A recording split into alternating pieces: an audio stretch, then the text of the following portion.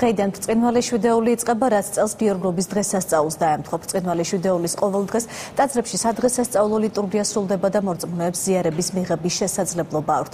აღდგომის შემდეგი კვირა მზრებსია და მორწმუნეებს ყველანაირი პროდუქტის მიღება შეეძლებათ.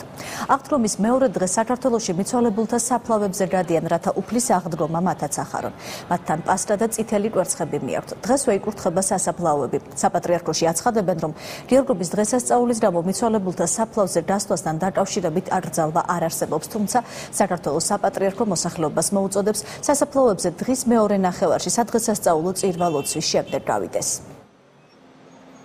უწმინდესი უნიტარისის კურთხევით ორშაბათს არის საფლავებზე გასვლა, საფლავების კურთხევა და ამ წელს დაემთხვა ეს ორშაბათი გიორგობას და უწმინდესმა ეს აკრძალვა არ გააუქმა, რა თქმა უნდა და ყველა ჩვენი მიცვალებულების საფლავებზე გასვლა და ხსენება შეგვიძლია, რა თქმა უნდა და ჩვენი სულ ყველა მიცვალებულები მოიხსენოს უფალმა სასუფეველსა და შეუდგოს ყოველდღიური შეცოდებანი მისდენ.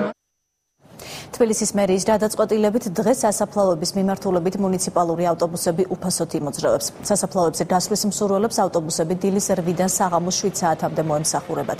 მუხათგვერდისა და ვაშლიჯვრის სასაფლაოების მიმართულებით ავტობუსები გავლენ მეტროსადგურ დიდუბის ზედა გამოსასვლელიდან, სადგურის მოედნიდან და მარჯანიშვილიდან კუკიის სასაფლაოს მიმართულებით, დელისიდან საბურთალოს სასაფლაოს მიმართულებით, სარაჯიშვილიდან თბილისის ზღვის სასაფლაოს მიმართულებით და ჭიჭინაძის ქუჩიდან ეგრეთ წოდებული ველის სასაფლაოს მიმართულებით. შუამთის ქუჩიდან და მეტროსადგურ ვარკეთილიდან კი ვარკეთილის სასაფლაოს მიმართულებით. დიდუბის სადგურიდან მუხათგვერდის მიმართულებით 2 წუთიან ინტერვალში მოძრაობს ავტობუსები. მთელი გუშინ და დღეს ემსახურება 82 ბოგდანის ტიპის ერთეული ავტობუსი. აბსოლუტურად არანაირი შეფერხება არ არის, ჩვენ ამისთვის ვაქვთ მზად. თავდაცვის მინისტრი აღდგომის ბრწყინვალე დღესასწაულს ქაბულში ქართულ სამხედროებთან ერთად შეხვდა. ავღანეთში ქართულ სამხედრო მოსამსახურეებს აღდგომა სამინისტროს მაღალჩინოსნებაც მეულოცეს.